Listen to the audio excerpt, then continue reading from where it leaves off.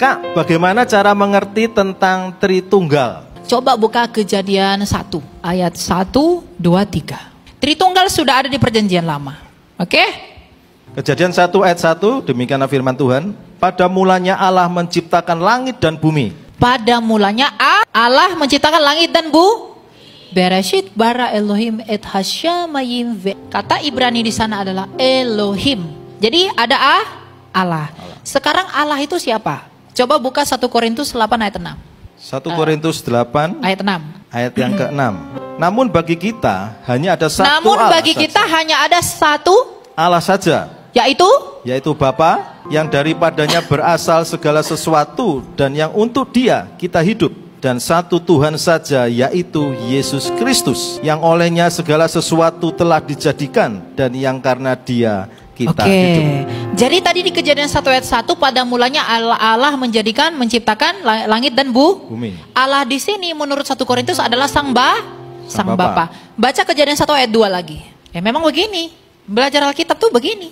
Kejadian 1 ayat 2. yang kedua. Bumi belum berbentuk dan kosong. Gelap gulita menutupi samudra raya, dan roh Allah melayang-layang di atas permukaan air. Kalau di ayat 1 ada Allah, di ayat 2 ada roh Allah. Ya, ayat 1 itu Allah itu disebut Bapa, yang adalah Sang Bapa.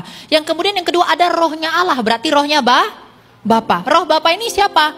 Roh Kudus yang memberi hidup. Ayub 33 ayat 4. Coba kita buka ayatnya ya. Ayub 33 ayat 4. Roh Allah itu adalah rohnya Bapa. Jadi Allah di sana adalah Sang Bapa. Ayat kedua, selain Sang Bapa dia memiliki roh yang disebut dengan Roh Kudus. Ayub 33 ayat 4. Ayub 33 ayat yang keempat. Roh Allah telah membuat aku, dan nafas yang maha kuasa membuat aku hidup. Oke. Berarti tadi bumi itu belum berbentuk, tapi roh Allah ada di sana lalu memberi hidup. Makanya di Ayub 33 ayat 4 dikatakan roh Allah telah membuat aku dan nafasnya membuat aku hidup. Oke. Tadi ada Allah yaitu Sang Bapa. Ayat kedua ada rohnya Allah yaitu Roh Kudus. Yang ketiga Kejadian 1 ayat 3. Ini balik ke sini. Kejadian 1 ayat yang ketiga. Ayat ketiga. Berfirmanlah Allah, jadilah terang, lalu terang itu jadi. Berfirmanlah Allah. Berarti yang berfirman itu adalah Allah di situ tadi siapa? Sang Bapa menjadikan terang dengan berfirman. Berfirman itu kata berarti kata bendanya apa? Firman. Berarti ada Allah yang adalah Sang Bapa. Ayat 2 ada rohnya Allah yang adalah rohnya Bapa. Yang ketiga ada firman Allah. Firman itu adalah pikiran, logikanya Bapa. Nah firman Allah ini siapa? Yohanes 1 ayat 14. Nah ini, siapa ini firman ini? Saya tahu kalian udah pasti tahu. Yohanes 1 ayat 14. 1 ayat yang ke-14. Firman itu telah menjadi manusia. Firman itu menjadi lalu? Dan diam di antara kita.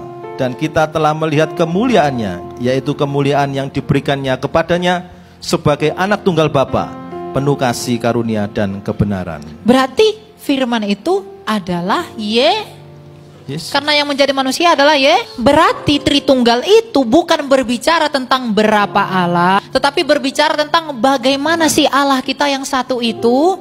Oh, Allah kita yang satu itu adalah Bapa, yang di dalam dia memiliki firman dan memiliki roh. Bapa menciptakan semuanya dengan firman-Nya dan dia menghidupinya oleh roh. Firman itulah Yesus Kristus dan roh itulah Roh Kudus. Tubuh saya ini manusia enggak?